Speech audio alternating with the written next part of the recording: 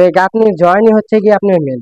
আপনারা দেখবেন আপনাদের নিজেদের বাড়িতে যারা কমপ্লিট করছেন বাড়িগুলো দেখবেন প্লাস্টার জায়গায় জায়গায় রুমের ভিতরে প্লাস্টার ক্যারাক আছে, রং টং কেরার পরে এই ক্যারাক গুলো আসেই যখন ভূমিকম্প হয়, তখন এই ক্যারাক গুলো আসে কিসের কারণে? এই যে গাঁথনির জয়েন্টে যেরকম এরকম 1 ইঞ্চি 1.5 ইঞ্চি যদি বালু খাওয়ায় গাঁথনি গুলা করা হয়, তাহলে ভূমিকম্পের সময় গাঁথনি গুলাতে ক্যারাক আসে এবং কি প্লাস্টারে চুল পরিমাণ ফাটন আসে। তো এরকম সুন্দর করে গাঁথনি করতে হবে আপনাদের। 10 থেকে 12 এর ভিতরে এই বালুটা ভাঙতে হবে এবং কি জয়েন্ট গুলো রাখতে হবে। আসসালামু আলাইকুম। এদিকে আসেন। এই যে গাঁথনি করতেছেন নাকি বাউন্ডারি, এখানে গাঁথনির জয়েন্ট গুলা কতটুক রাখতেছেন এবং বালুগুলা কতটুক ভাঙতেছেন? Half inch. হাফ ইঞ্চি, হ্যাঁ দেখা যাচ্ছে যে হাফ ইঞ্চি, কোনোটা 10 মিলি।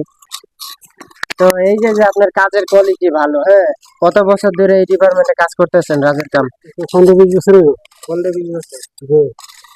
তো আপনার কাজের কোয়ালিটি ভালো এবং কি কাজের অভিজ্ঞতা ভালো, কারণ এই যে আপনার অভিজ্ঞ লোক না হলে কিন্তু এই যে গাঁথনির জয়েন্ট গুলো যে আছে এগুলো কিন্তু দেখেন 10 mm 12 mm এর বেশি হয় না। এই গাঁথনির জয়েন্ট যদি এর চেয়ে বেশি মোটা হয়, 1 ইঞ্চি হয়, তাহলে কিন্তু ভবিষ্যতে গাঁথনি প্লাস্টার করার পরে ক্যারাক আসে। তো আসলে অভিজ্ঞ লোকের কাজের ধরনই আলাদা। তো সম্মানীয় দর্শকরা, এখানে গাঁথনির কাজ চলতেছে।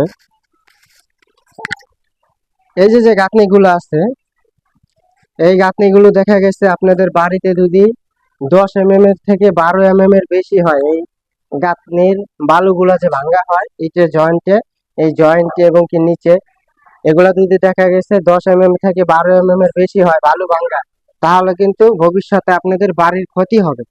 ওয়াল, ঠিক আছে, প্লাস্টার ফাটন ধরবে, কারণ যখন ভূমিকম্প হবে তখন এখানে যদি অতিরিক্ত মশলা ভাঙ্গা হয়, তাহলে দেখা গেছে ভূমিকম্পের সময় প্লাস্টার ক্যারাক আসে, ফাটন ধরে প্লাস্টার। গাঁথনির কাজ করানোর সময় দেখা গেছে অতিরিক্ত যদি মোটা বালু খায়, তাহলে এই সমস্যাগুলো আপনাদের হবে। এই যে যে জয়েন্ট গুলো আছে এগুলো কিন্তু একবারে বিচ্ছিন্ন, এগুলো হয় নাই। অতিরিক্ত দেখেন জয়েন্ট গুলো এখানে 1.5 ইঞ্চি হবে বালু খাইছে এবং এখানে 1 ইঞ্চি হবে। তো এই গাঁথনির জয়েন্টই হচ্ছে কি আপনার মেন। আপনারা দেখবেন আপনাদের নিজেদের বাড়িতে যারা কমপ্লিট করছেন বাড়িগুলো দেখবেন প্লাস্টার জায়গায় জায়গায় রুমের ভিতরে প্লাস্টার ক্যারাক আসে, রং টং কেরার পরে এই ক্যারাক গুলো আসেই যখন ভূমিকম্প হয়, তখন এই ক্যারাক গুলো আসে কিসের কারণে? এই যে গাঁথনির জয়েন্টে যেরকম এরকম 1 ইঞ্চি 1.5 ইঞ্চি যদি বালু খাওয়ায় গাঁথনি গুলা করা হয়, তাহলে ভূমিকম্পের সময় গাঁথনি গুলাতে ক্যারাক আসে এবং কি প্লাস্টারে চুল পরিমাণ ফাটন আসে। তো এরকম সুন্দর করে গাঁথনি করতে হবে আপনাদের। 10 থেকে 12 এর ভিতরে এই বালুটা ভাঙতে হবে এবং কি জয়েন্ট গুলো রাখতে হবে, তাহলে কাজের কোয়ালিটি ভালো হবে এবং কি ভবিষ্যতের জন্য কোনো ক্ষতি হবে না।